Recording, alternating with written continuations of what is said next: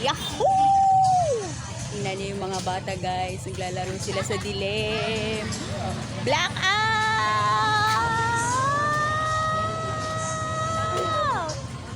Ang dilim! Ang dilim dito. Merong street light. Ano lang yan siya. Ilang piraso lang. Yun o, ang dilim. Dilim sa amin! May momo! So, alam niyo na mamaya kung saan kami matutulog pagka hindi pa bumalik tong power na to. Diyan kami matutulog. Diyan kami matutulog sa loob ng sasakyan. Oo. Dito kami matutulog mamaya.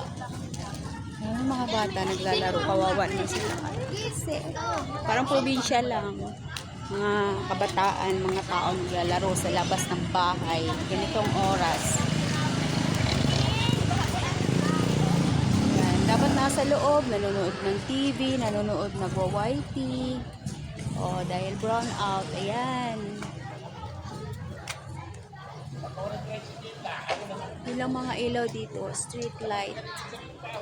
Ilang piraso. Itong tapat namin, wala rin. Wala! May mumo!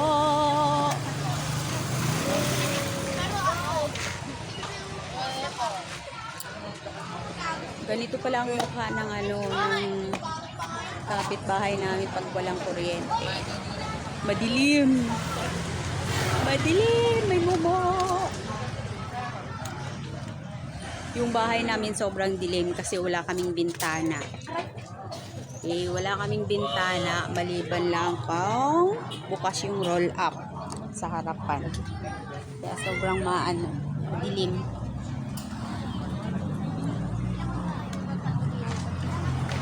Ganyan lang sila oh, mga bata. Kasi pag sa loob ka ng bahay mainit. Mainit kaya nandito lahat sa labas.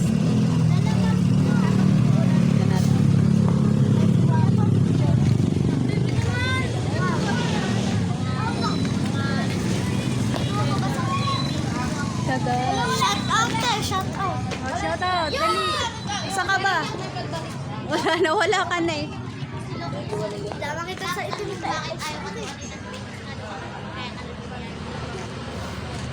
Madali, mag-shout out daw siya. Oh, shout out kayo, dali. Sumigaw na kayo. Sumama ko dyan. Hindi nagbabayad ng kuryente. Sabi ganun. Diba nagbayad? Buong buong barangay nag-brown out dahil di siya nagbayad. Sa Kingston. Oh, meron dun sa kabila. Baka iba linya nila. Dito sa atin iba din. Ayun oh, inaayos nila. Yan oh. Naayos daw nila. Yan. Yan. Yan. Nandyan sila gumagawa. Yan oh. Yan, ginagawa nila yung post. Ewan ko kung anong ginagawa nila dyan.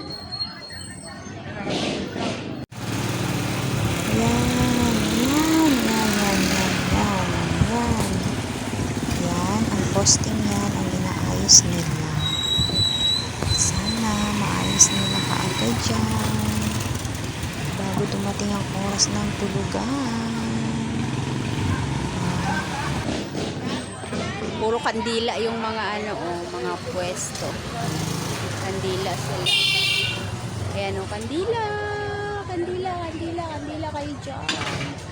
Nagla-live ako kanina pero nawala. Hindi ko alam kung ma-end ba yun or ano.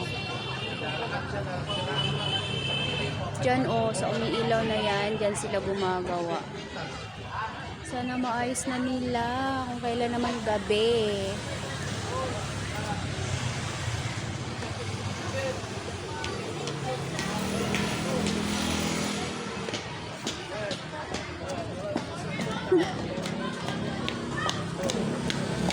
Kaya nangyari ito. Baka pumutok yung transformer.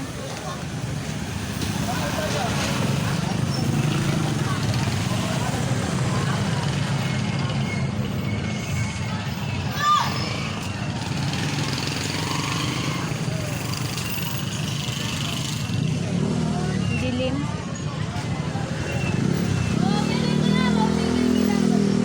Dati kapag brown out, kapag sinabi pa may news na ilang araw brown out, ganyan, or maghapon, pag merong notice na magba-brown out, pupunta na kami agad sa bayan yan. Check-in kami. Ngayon, wala naman sinabi kung bakit mag-brown out. Kaya, ini-expect naman namin na babalik yan bago maghating gabi. Ayan lang, inaayos lang nila. At least inaayos na nila.